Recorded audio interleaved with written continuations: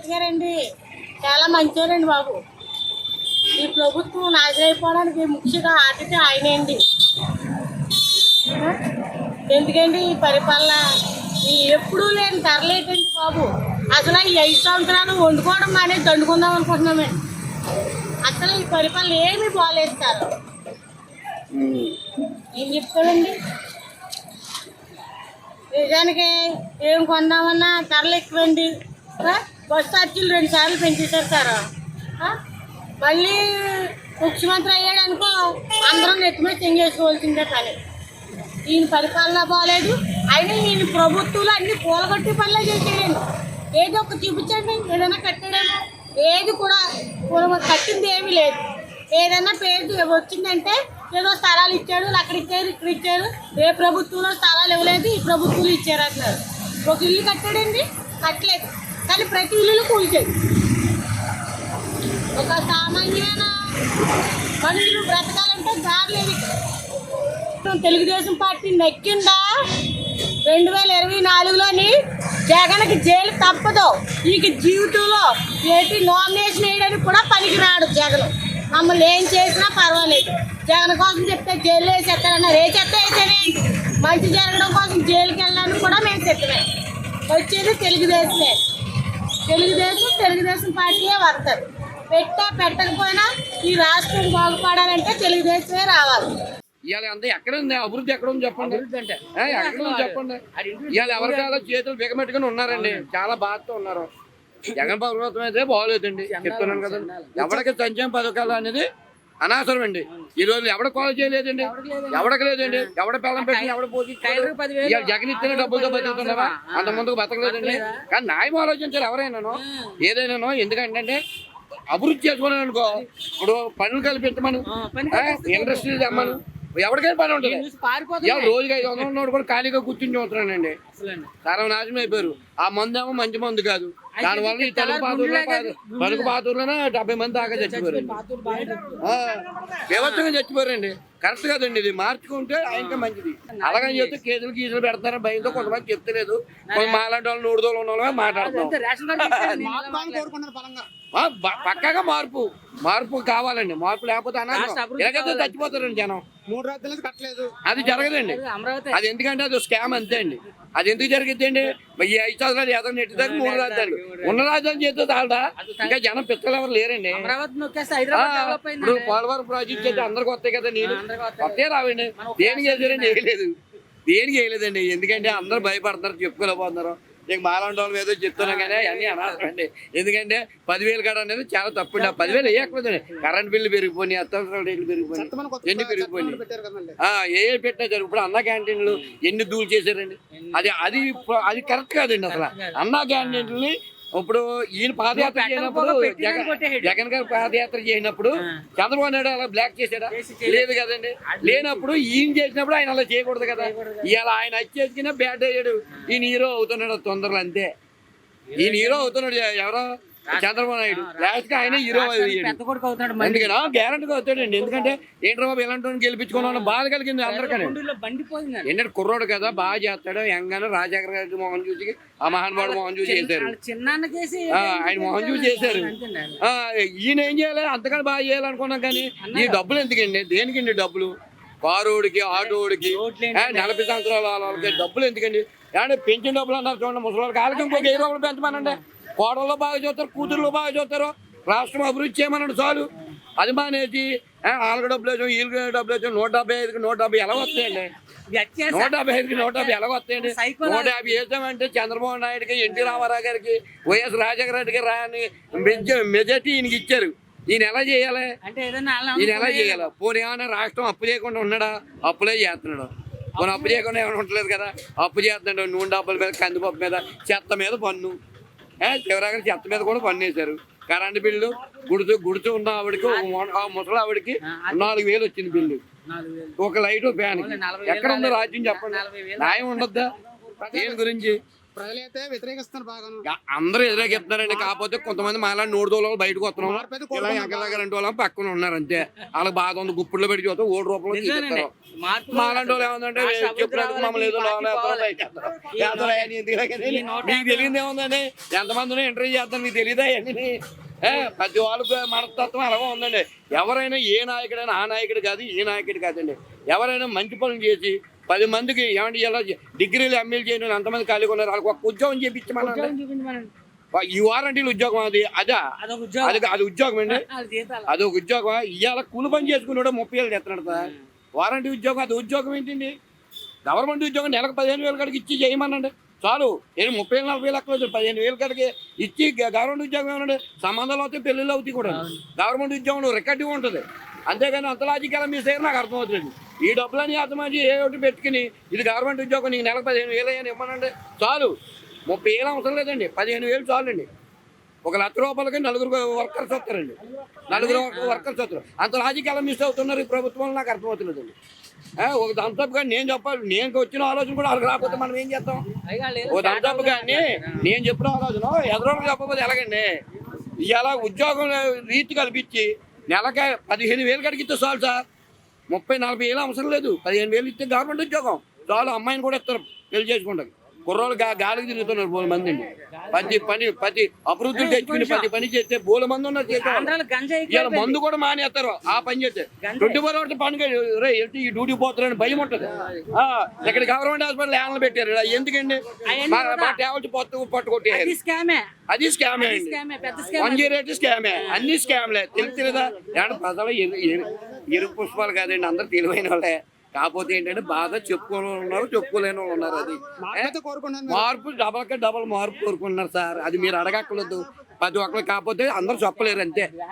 100 మందిలో 10 మంది చెప్పగలుగుతారు, 90 మంది కూడా ఓటు రూపంలో చూపిస్తారు. ఇది మటుకు నిజం. నేను ఈ గవర్నమెంట్కి చాలా వ్యతిరేకండి. A1 అంటారు, నిందితులనే వీళ్ళు బాండ్ చేసుకున్నారు. కాబట్టి వీళ్ళని 36 కేసులు ఆయన ముఖ్యమంత్రి అయితే 1 కేజీ కందిపప్పు కొనుక్కోపోతున్నా సార్. కేజీ కందిపప్పు కొనుక్కోలేకపోతున్నాను. ఏంటంటే 26,000 రూపాయలు నేను తీసి 6,000 రూపాయలు నేను చేసుకుంటున్నాను అంటారు. కాబట్టి ఏంటంటే అన్నీ ఆయన వస్తే కనుక, ఎవరో చంద్రబాబు నాయుడు వస్తే కనుక నాకు ఆశ ఇంకా మిగిలి ఉంది, ఇంత ఘోరంత అనమాట ఏంటంటే. కాబట్టి ఏమో మాకు ఇంకా ఆశ. అరిమిల్ రాధాకృష్ణ గారు వచ్చి చాలా పనిచేశారు మా ఊరికి, కానీ ఆయన పోటీ వేయలేదండి మా ఊరు. ఏమండి నేను పాయింట్ చేస్తున్నాను, అరిమిల్ రాధాకృష్ణ గారు మా ఊరికి చాలా చేశారండి. అసలు ఆ ఊరు ఎలా ఉండేదంటే పెంకుల ఇంట్లో ఉండేది అనమాట. అలాంటిది బ్రిడ్జి వేసాడు, రోడ్లు వేసాడు, అన్నీ చేశారండి ఆయన టీడీపీ గవర్నమెంట్లో. మీరు వెళ్ళేటప్పుడు పార్టీ చెప్పారు ఏమంటారు. ఈయన వచ్చిన తర్వాత లైట్లు కూడా నేను వేసాను అంటున్నానండి. లైట్లు ఈయనండి, చంద్రబాబు నాయుడు కొడుకండి. ఎవరండి? నారా లోకేష్ గారు, ఆయన వేసాడండి.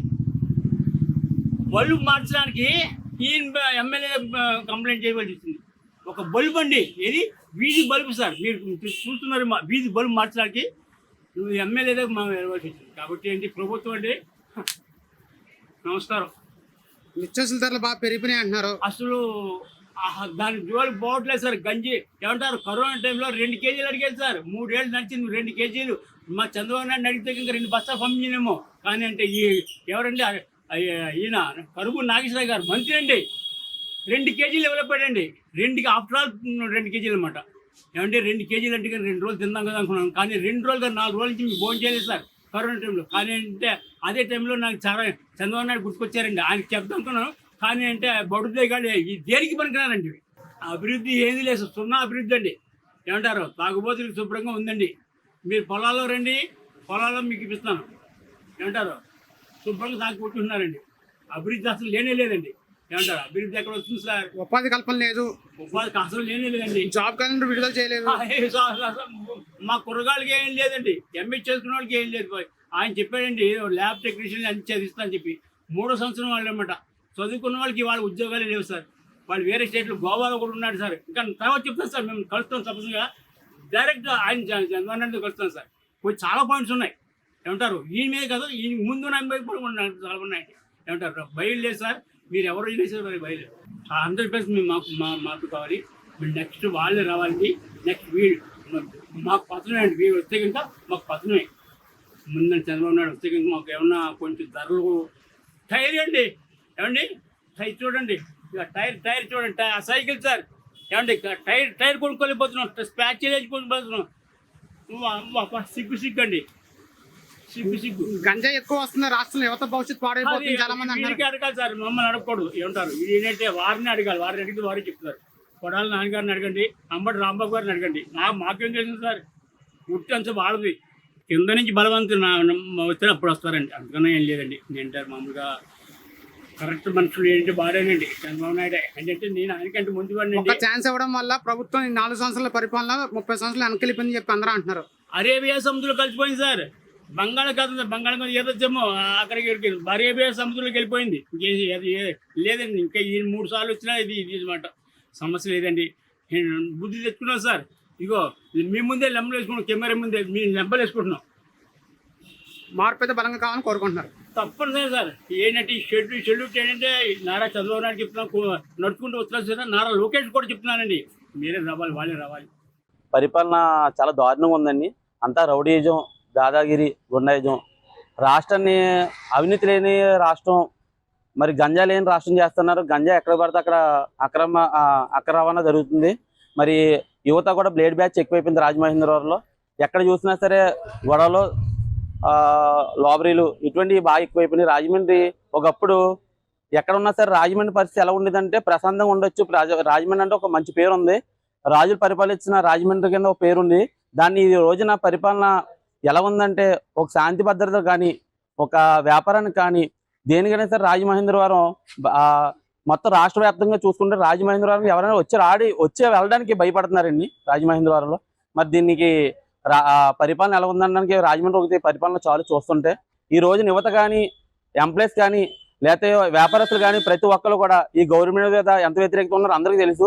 మరి పిఠాపురం నియోజకవర్గం, నేను ఒక సామాజిక కార్యకర్తని. ఇక్కడ ఉన్నటువంటి పరిస్థితి ఏంటంటే ఒక్క అవకాశం అని చెప్పి జగన్మోహన్ రెడ్డి ప్రజల మధ్యకి రావడం జరిగింది.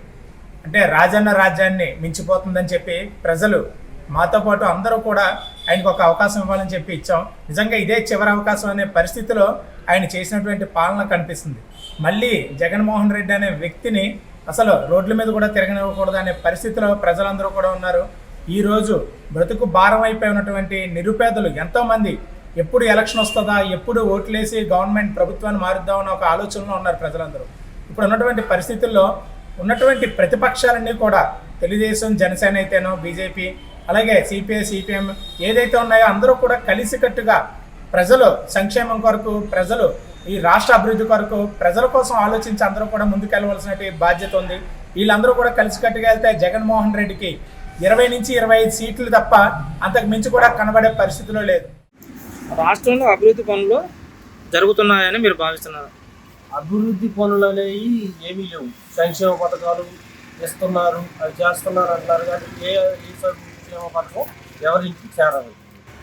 3 రాజధానులపై మీ అభిప్రాయం ఏంటి? 3 రాజధానులు అనేది అది కరెక్ట్ కాదు జగన్మోహన్ రెడ్డి గారికి. అప్పుడు చంద్రబాబు నాయుడు గారి గవర్నమెంట్లో అమరావతి అనే ఏకైక రాజధానిని ప్రకటించారు. మాకు ఏకైక రాజధాని అమరావతిగా ఉండాలి. లోకేష్ తలపెట్టిన పాదయాత్రపై మీ అభిప్రాయం ఏంటి? ఆంధ్ర ప్రజలు ఎన్ని కష్టాలు, ఎన్ని నష్టాలు, వాటి గురించి తెలుసుకోవడం కోసం యువగలం అనే పాదయాత్ర లోకేష్ బాబు తలపెట్టాడు. ప్రతిపక్షాల పర్యటనలో ప్రభుత్వం అడ్డుకోవడంపై మీ అభిప్రాయం ఏంటి?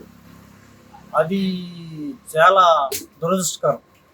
ప్రతిపక్షం అడ్డుకునేది కరెక్ట్ కాదు, అది ప్రజా వ్యతిరేకం. 3 రాజధానులపై మీ అభిప్రాయం ఏంటి? రాష్ట్ర ప్రభుత్వం జనాలకి మభ్యపెట్టడానికి తప్ప 3 రాజధానులు అభివృద్ధి చేసే ప్రసక్తే ఉండదు. రాష్ట్రంలో అభివృద్ధి పనులు జరుగుతున్నాయని మీరు భావిస్తున్నారా? అభివృద్ధి విషయంలో 10 సంవత్సరాలు వెనుకబడిపోయింది ఆంధ్రప్రదేశ్ రాష్ట్ర ప్రభుత్వం. ప్రతిపక్షాల పర్యటనను ప్రభుత్వం అడ్డుకోవడంపై మీ అభిప్రాయం ఏంటి? ఈ రాష్ట్ర ప్రభుత్వము రాజ్యాంగం ప్రకారం ఉన్న ప్రతిపక్షాలకు ఉన్న హక్కుల్ని కూడా కాలరాస్తూ అనేకమైన కేసులు, ఈ విధంగా చర్యలు చేపట్టడం రాష్ట్ర ప్రభుత్వానికి తగింది కాదు. లోకేష్ తలపెట్టిన పాదయాత్రపై మీ అభిప్రాయం? అది మంచిది అండి. పాదయాత్ర అంటే ప్రజా సమస్యలు తెలుసుకోవడం కోసం పాదయాత్ర ముందు ఆర్డర్ చేశారు, తర్వాత ఇల్లు చేస్తున్నారు. అది ప్రాబ్లం లేదండి. 3 రాజధానులపై మీ అభిప్రాయం? 3 రాజధానులు అనవసరం, రాజధాని సరిపోతుంది. First central government Chandrababu Naidu గారు చెప్పిన రాజధాని అమరావతి అండి, అదే కరెక్ట్ అండి. రాష్ట్రంలో అభివృద్ధి పనులు జరుగుతున్నాయని మీరు అనుకుంటున్నారా? అభివృద్ధి 20% 100% లోపం జరుగుతుందండి. ఆ ప్రతిపక్షాల పర్యటనలో ప్రభుత్వం అడ్డుకోవడంపై మీ అభిప్రాయం? అది తప్పండి, అడ్డుకోకూడదు. మరి ఈయన ప్రతిపక్షంలో ఉన్నప్పుడు పాదయాత్ర చేసినప్పుడు అడ్డుకోలేదు కదా, మరి ఈయన వాళ్ళందరూ సెక్యూరిటీ ఇచ్చారు కదా, మరి ఈయన సెక్యూరిటీ వల్ల ఏంటి అయితే అడ్డుకోవడం అనేది ముమ్మాడు తప్పండి.